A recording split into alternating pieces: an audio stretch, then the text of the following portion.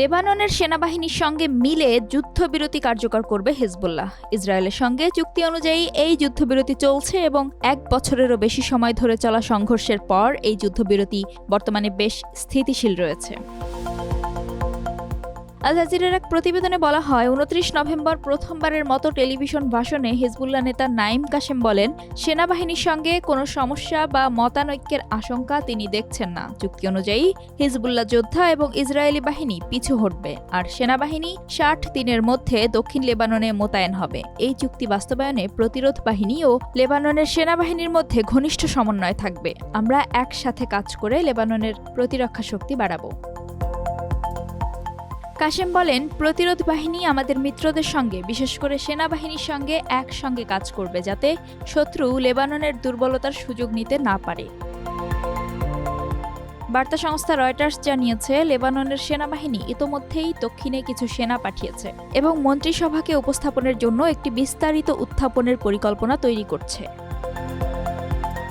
যুক্তরাষ্ট্রের মধ্যস্থতায় হওয়া এই চুক্তি অনুযায়ী ইসরায়েলি বাহিনীর 60 দিনের মধ্যে প্রত্যাহার করার কথা। তবে এই প্রক্রিয়া শেষ না হওয়া পর্যন্ত লেবাননের সেনাবাহিনীর পূর্ণাঙ্গ মোতায়েন দেরি হতে পারে। ইসরায়েলি সেনাবাহিনী লেবাননের সীমান্ত সংলগ্ন গ্রামগুলোতে ফেরার ওপর নিষেধাজ্ঞা জারি করেছে এবং সম্প্রতি এসব গ্রামে প্রবেশকারী মানুষের ওপর হামলা চালিয়েছে।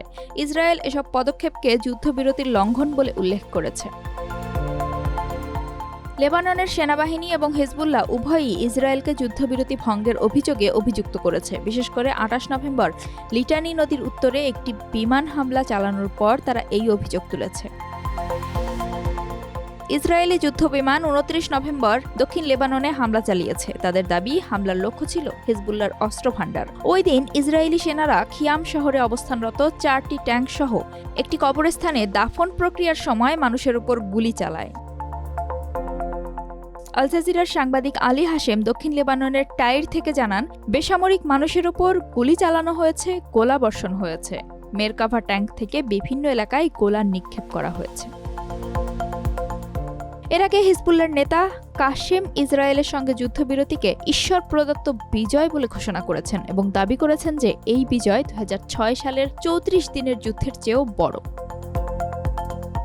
কাশেম বলেন, ইসরায়েলি বাহিনী হাজার হাজার মানুষকে হত্যা ও বাস্তুচ্যুত করেছে, যার মধ্যে যোদ্ধারাও রয়েছে। তবে ইসরায়েলও বড় ক্ষতির মুখোমুখি হয়েছে এবং তাদের লক্ষ্য অর্জনে ব্যর্থ হয়েছে। কাশেম আরও বলেন, হিজবুল্লাহ গাজার ফিলিস্তিনিদের সমর্থন চালিয়ে যাবে, যেখানে ইসরায়েল 1 বছরেরও বেশি সময় ধরে আক্রমণ চালাচ্ছে। যারা ভেবেছিল যে হিজবুল্লাহ দুর্বল হয়ে পড়বে, তাদের জন্য আমাদের বলতে হচ্ছে যে তাদের সমস্ত বাজি ব্যর্থ হয়েছে।